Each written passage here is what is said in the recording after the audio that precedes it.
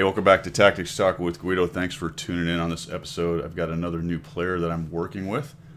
Seems like these things come in threes. I recently picked up 3 guys that are asking for some help. I said picked up 3 guys. That's not really what I meant, but you know what I meant. Anyway, here we go with rotorhead63. I'm assuming that's a birth date and you're a helicopter pilot. That's my guess. Let me know if I'm right or wrong in that. So Rotorhead sent this in. He's got his IS-3 set up on, what is this map? Paris map. They have spawned over on the east side, and it's not a bad setup. He's in a 5-10, but he's in an IS-3 with only some fairly soft, other than the E75, tier 9s to deal with. So not bad setup. He asked me for some help. He said he's a new player, starting to learn the game and looking for a little help. So we are actually going to go ahead and look at his stats, which are right here. Now, let's talk about the stat thing for a minute. I've done this a couple times with brand new guys I start working with. This has absolutely nothing to do with shaming people. This has absolutely nothing to do with telling people they're bad. It has to do with looking at the stats and seeing if there's a couple things we can pull from them that may or may not be important to that player. And typically there is something in there. You have to take it in the context of the whole player, the tiers, the tanks, all the stuff that you throw in. So you can't just look at the stats and go, you're awful, although it can give you an indication of where you currently stand. So let's take a look at this over here.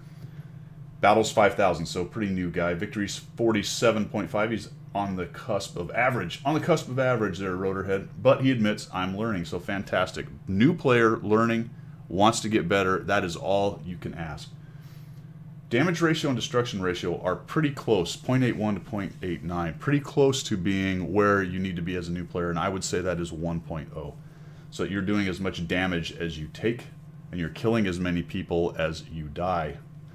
Enemy vehicles destroyed, that's per game, is 0.65, so that's a little bit low.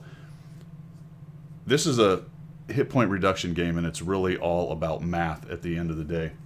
If you remove 1 tank from the enemy team, for your 1 tank, I'm going to air quotes here, you've done your part. Now, that means that you only barely did your part. There are other things you can do other than damage, such as assist or blocking shots, holding weak flanks. I could go into so many examples of what the other things are. But if I look purely at the numbers, and I say very clinically and mathematically that if each one of us on our team took 1 guy out every game, we would probably win. All right. Now, if it was perfectly across 2 teams, then it's a draw, right? You killed each other completely off. But if I strive as a new player to at least kill 1 tank and to at least do as much damage as I take, or as much damage as my hit points are on my tank, the hit points that I bring into the game, everything above that is gravy. And that's where I get better and better and better. All right. So that's what those stats are telling me. Another interesting thing on his stats, which I thought was significant, is he has 5,219 base capture points and only 2,286. So dead horse, bring it out, let's beat it. I will tell you that if all you ever did was go to your flank, win, and go back to cap, at 47% player, you will increase your win rate probably 5, maybe 8%. You can get up to 55 or so by simply going to your flank, winning, and going back to cap every time. All right, it's like the Monty Hall principle. I won't get into that whole thing, but if you just did that every time, you would increase your win rate. Once you get to 55, it's a little more esoteric than that. You can't just simply do that every time and expect to be actually up in the 55 to 60 to even up to the 65. That requires a different skill set, not a different skill set, but a more advanced skill set. So that's what the numbers tell me for Rotorhead. All right, let's go ahead and get started on this battle in Paris, and he is headed over to the brawling area down in the south.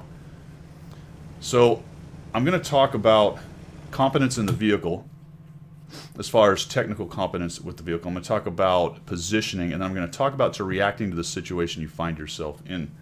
One thing you'll notice right away is he's going down there with not a whole lot of help. The E75 is taking the long way. He's got a T32 and a T44 and a whole bunch of guys camping back in the northeast corner. This is endemic to this map, and for some reason it happens more on the east side than it does on the west side, but they love to stack up in that corner where the 30 is, or further up on that little hill where the lights are, or back where the TDs are. That is a passive position. It relies on the other team to be foolish and get spotted and push into you, and it relies on your southern guys to win, or at least to hold them until the enemy team becomes stupid. So it's a terrible, terrible, awful initial position. Awful. And that many tanks stacked up in there, you're already behind the 8 ball in this. What I think actually happens, and I don't have the end of the game, is that the tortoise ends up winning this thing, so he carries the day from back in that corner. Now, I like where Rotorhead's going right here. I take this position. It's a forward, aggressive position. I do this quite a bit. Interestingly, he's had a scout who scouts rarely go here, who's pushed in, spotted him, and unfortunately now as he crosses this open area in front of him, he has a chance of getting hit in the side. So when you see something like that, you have to decide, all right, am I just going to go anyway because I'm a relatively fast heavy and I didn't stop and I feel like I might take 1 hit, but I should be able to be okay. I might even take 0 hits, depending on how fast the enemy tanks are that went into like the J4 area or so. So you have to make that decision. I would say continue. This is what he ends up doing. Let me go back real quick here, Rotorhead. And if I call you another name, I'm sorry because I've made a bunch of videos this morning. I'll try to keep calling you Rotorhead. All right. When you cross this open area back here, your turret was initially forward like this. Every time you cross an open area or a place where you know you can A, be shot at, or B, get shots to, turn your turret towards it. So if they take a shot at you while moving, just maybe they get up into your turret and not into the side of your turret. Clearly they're going to be shooting for the side of that hole, but RNG being what it is, as long as your strong turret is forward, you have done what you can do to minimize the ability of the enemy to damage you, and you're going to take a snapshot at guys like that T-49 that zinged in there. All right, you don't want to stop. Don't stop and look for shots. Not unless there's a huge firefight already started and they don't seem to be paying attention to you. But even then, I wouldn't stop. So positions like that, be very careful about those and keep on trucking to your position. That is what you did other than put the turret towards the enemy. So this is an opportunity to go get rid of this GF. This is another great example of what I was just talking about. You're looking at the GF, and this is pretty typical of new players.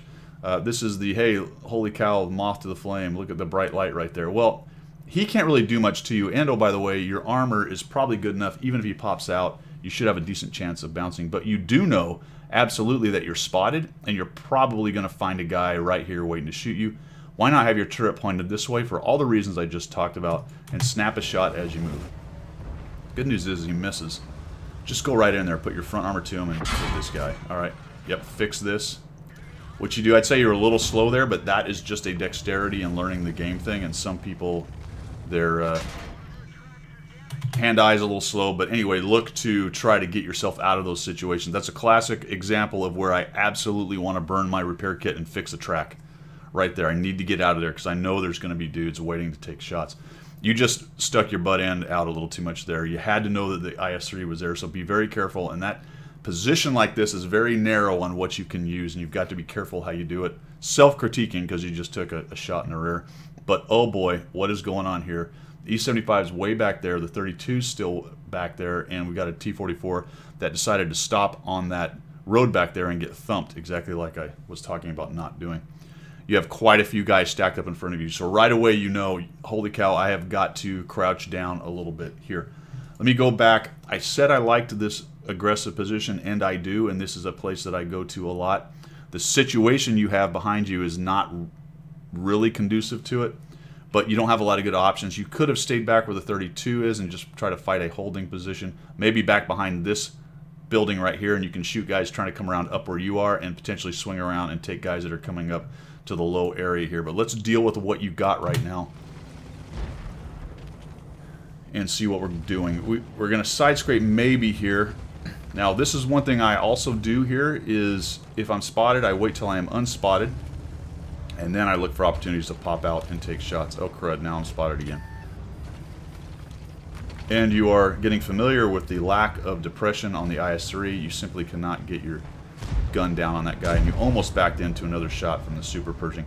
You like to take these long range shots right here. I would zoom in a lot more. You're having a lot of trouble putting the pipper on that guy. I think if you zoom in, because you're going to then make the tank look bigger on your screen, your movements will be a little more controlled and you'll be able to aim a little bit better. That is just technique on how you use your camera and how you use your gun. Some people I see run around in third person blasting away and do really well, but maybe try a little bit more zoom in on a situation like that. So the E75 is moving up, and we're getting pushed really hard. Good news is the 103 has swung over, so we're actually not in bad shape, although we're taking some pretty good damage. We have some damage 44. The 32, for whatever reason, has popped out and decided to get wrecked. I believe the mill took him down pretty good, but we have a 103 and an E75, so not bad. Now, if we're just careful down here, we should be able to hold these guys, or maybe even beat them if we play well. Another situation maybe where zooming in would help. You're going to have a hard time. The lower plate's probably your best bet, and if I'm facing a super Pershing, I've already pressed 2. Alright, so if I'm facing a super Pershing, I've already pressed 2. I'm also going to have to deal with an E75, and a mill has crazy angles. Sometimes I can really have issues with that. I'm not going to punch through his turret, even with gold, but hold down or something like that, he may present a bit of an issue, so it is 2 time. 103 comes in. Alright, this is a great lesson right here for you, because what we're going to see is a lot of flailing and not really knowing which way to go. Look at that IS-3. He's pretty damaged right there. So you got a couple problems. Number one, the IS-3 is keeping you from getting into this open area, so you can't really maneuver that way. The Super Pershing's anchoring this corner back behind you, so you can't really go around this way very easily. And you can't cross over to take these guys on very easily because you got the IS-3, and now they're going to be popping around and shooting you. You got the M103 right there. So let's see what happens. Good, there you go. Go for that front sprocket. I know you were swinging around and looking for a shot, but try to track guys every time you can. Even if it just makes him burn his repair kit, the next time you do it, he won't have one to burn. I think you track that guy, or maybe the 103 did, and you take him down. A few hit points anyway. Alright, look at the IS-3. He's at 5%. So it's decision time. You guys are getting pushed. It's not going terribly. Your 103 and E75 are in good shape. But what you'd really like to do is get rid of this guy on your side, which would give you a few more options as far as pushing up into this area right here. And he is down to 5%. So I would have absolutely looked to take a shot on that guy. Nice shot there. Good job as he crosses. And what you can do then is turn your tank, put your face into... I'm having a hard time getting the camera. Put your face into that building. There we go. Put your face into that building and then side scrape out. You might even take a hit from the T-26, but then take a shot onto that IS-3. The other option is to go forward right here, swing around this building, and kill that IS-3. See how we're sort of, holy cow, we got enemies all around. I really don't know what to do. And none of your options were fantastic right here. Into the lower plate. Again, gold, right? So, go. Holy cow, IS-3's up here. Alright, he just fired.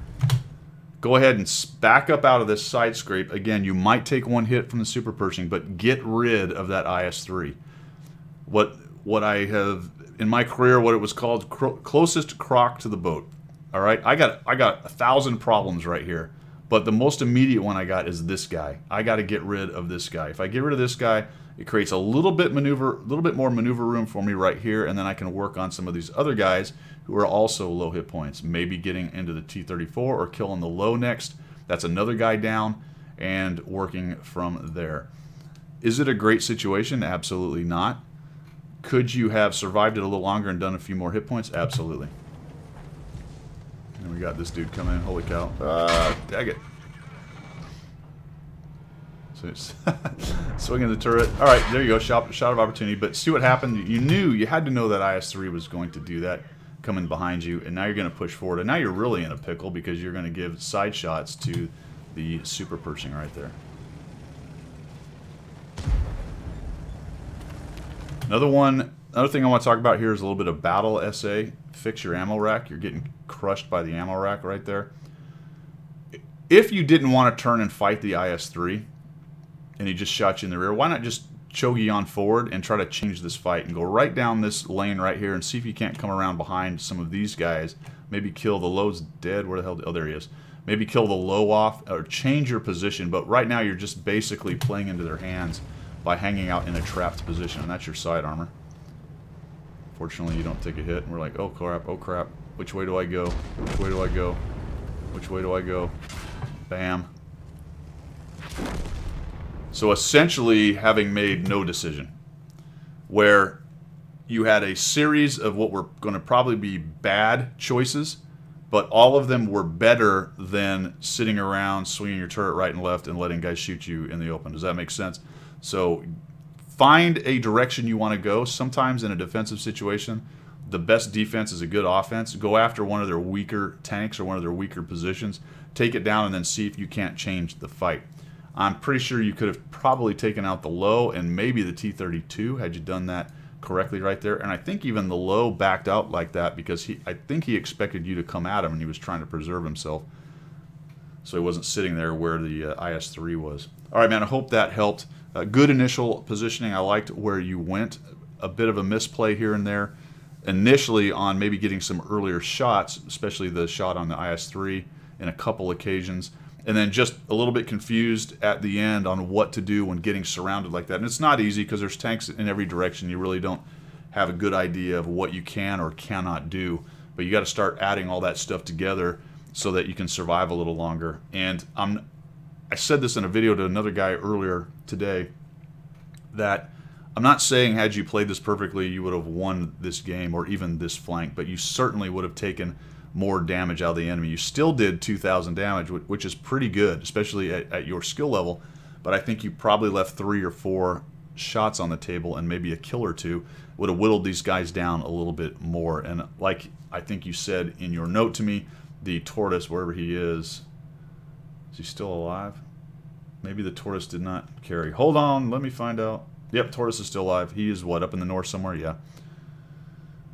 So the tortoise ends up saving this thing for you guys, and that's all good. You did your part from what I talked about earlier where you did your hit points slightly more than your hit points, so that is also good, but obviously based on all the things I said, you could have done a little bit better on that corner. All right, that is enough of that. Like I said, I hope this helps somebody. I hope you guys like what you saw. If you did, make sure you subscribe to the channel. Look at the explosion. And as always, we will see you. All right, we got a second video here then for rotorhead63 from Panzer Guard and his AT-15A Premium Tier 7 British TD. This is a fun tank, but it is extremely slow. Pretty darn good armor for Tier 7, and the gun, while it doesn't hit hard, fires fast, so we can really spit the damage out. You can see the teams have already lost 2. We've loaded into Mountain Pass, which is one of the worst funnel maps on the entire game. It's worse because it's a massive funnel, and it's worse because it's a terrible map. But let's talk about it anyway, because this is the one he finds himself on. The last video was the IS-3, so we talked a lot about positioning on that, technical competence with the tank, and reacting to the flow of the game. Well, you won't be surprised to know that that actually applies to every tank that you play. In the case of fast tanks, you can learn how to get places fast, get to forward positions, take critical terrain, and react quickly and across the entire map because you've got a fast tank. In the case of slow tanks, the same thing applies, but you've got to plan it out a lot further out. So let's talk about this AT-15A and initial positioning and how Rotorhead fights this battle. You can see that he is carrying, looks like large kits all across, so good deal on that. 11, that's an odd number, but he's got an 11 gold rounds and 3 HE rounds. The HE rounds are of limited value in an AT-15A, but no worries carrying a couple. And I am not against this initial decision, but there is going to be an interesting situation develop here pretty soon. There is definitely, on this setup, because you are looking at a 3-5-7, there is an argument for taking an AT-15 to this middle lane here and just gobbling up any of these guys like a Pudel, Panzer IV, and Hellcat. Holy cow. Just machine gunning down anybody who wants to be aggressive on this line. Because you're so slow, it does preserve the ability to turn around and deal with guys in the middle or maybe get back to the cap if your cap gets threatened. That is not a terribly offensive position, early position, initial position in my book, but there is an argument based on what this setup is for you to go right there. Now, what you chose to do was head over to the west, which is fine because really the critical battle on this map is typically right here. But let's see how this game develops, because I can talk about the meta and what I think is going to happen and what air quotes should happen. But guess what? The red guys get a vote, and so does your team. And you've got to react to that. Something I have to work on myself quite a bit, because I like to go where I think the critical terrain is, and then I get angry when that's not where the battle happens. Well, look at this. The T-29 has taken himself to the ice road, and we don't have much there. So probably, or potentially, we're going to have an issue on our cap. And look, there's even more guys pushing in with just a Hellcat right there. And you're trundling along still down towards the heavy fight, but guess what? The big bad heavy, the T-29, he's not there. And you've got a KV-2, IS, and KV-1, and you're not even close to the party. You got invited, but you're still at home getting dressed. So go find another party. There you go. And I just think a late decision right there to start turning around based on what you're seeing. One thing about slow tanks and artillery as well is you do have an opportunity to kind of survey the area when you're not immediately engaged and you take a while to get anywhere anyway, and say, all right, what is the big picture? How's this battle developing? Where do I really need to be? Because you've got to project that much further ahead in a slow tank like the AT and get your gun in the game. Hindsight being 2020, your gun would have gotten the game much better on the middle road. I'm not saying I necessarily would have done the middle road. I think it's a possibility based on what I saw. So just think about that next time you see a situation like this.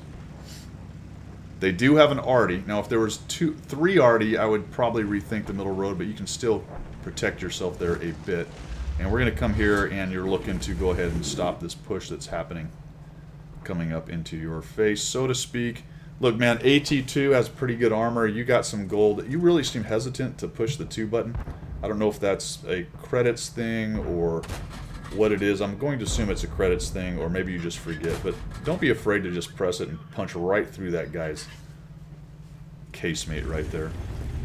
Definitely got an issue going on back at your cap. So probably instead of sitting there and, we'll just do this, instead of sitting there and waiting for the AT, I'd have trundled right towards my cap and dealt with it.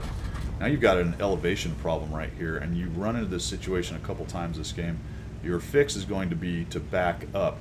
And like I said in your IS-3 game, a bit of a passive kind of gameplay decision here. Unfortunately, that one misses.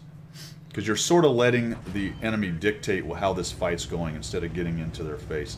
You do have to be careful with an AT-15A. It doesn't turn very well, and we'll run into that situation in just a moment. But pushing into the cap probably would have been a good idea. I don't think this Hellcat has a good appreciation for how fast AT-15As reload. He's probably cursing right now that he stood in there way too long. M12's running off. T-34 has the high ground there. God, get in there and help that guy out. There you go. So not a bad situation. You got a 67, a Su-100. They're kind of headed over to that middle and covering that. The IS is still hanging out in the middle.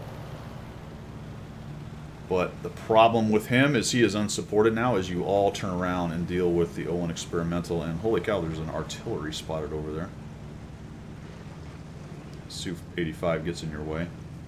Now, this is a portion of the game where this tank absolutely shines. When there are people who are hurt and you can pin them and you can essentially march into their face and just start taking them out. I would have just kept moving right there. Move until you're about reloaded to about there, stop and shoot. And good job, but if he'd have backed up, you might have had trouble taking another shot on him. And you are basically in bully mode right now. You just want to go ahead and push into people's faces. All right, when you're running a casemate TD, and this tank in particular, you want to square up to these guys as soon as possible. I understand you're trying to get a little bit wider here so that you have better shots, but it also has a really good depression. You're going to run into this situation a couple times where you're not bringing your gun online when you could. There you go, nice shot. And that's exactly what I would have done there, take a snapshot, because he was fixing to turn around, and once he started moving away, you were going to have a hard time chasing that dude around. And now we get into a definite indecision mode for a lot of the rest of the game. The 67's going that way, but he's outrunning you. There's really not a lot you can do, and you're pretty well outnumbered. He goes down and finds the artillery, but if you're going to go help him, just go. And it looks like that's what you're doing, but you're kind of coming across here, and you're not really squaring up and going towards him. Then you stop, and you're kind of thinking about it, and okay, is the 67 going to live or die? And thank goodness, somehow, that artillery misses splashing. I don't know what that 67 has, but not many hit points. And now we've turned around. All right, from here, now what do you do? In my mind, you try to win, even against odds. Now, it doesn't mean you YOLO out on these guys, but right now you're trying to figure out how to win, and that's going to require a little bit of an offensive mindset, But initially, you need to know where these guys are. I think the best position for you right now is up there. I'd immediately gone up. In fact, I'd have gone up as soon as the 67 started fighting artillery. I'd have started headed up that hill right there. The only thing that would have changed my mind is if the 67 then lit the T-29 or some of the other guys down low, down there in that little marshy area, because then you could have trundled down and had a really good advantage. If they hadn't turned around and run away, you'd have eaten them alive out in the open. So I'd have been headed up that hill right now. Now, one of the issues with pushing into them like this, when there's three, is you may let a couple of them get around you because you can only fight a couple. But holy cow, you find the T-29, outstanding. Again, I'd have dabbed 2 right there. The T-29's armor isn't fantastic, but it can bounce this thing. Here's where we're running into, once again, that issue with you got a good azimuth on your gun and you're working it, but you're working it right at the edge. Square up the tank a little bit more right here. See how he just got away from you? And keep running. Keep moving at him, man. This is bully time. You also need to get rid of him. Why? Because the other two are probably looking at it going, oh, I need to get flanking shots and save my T-29. The faster you get rid of this guy, the better.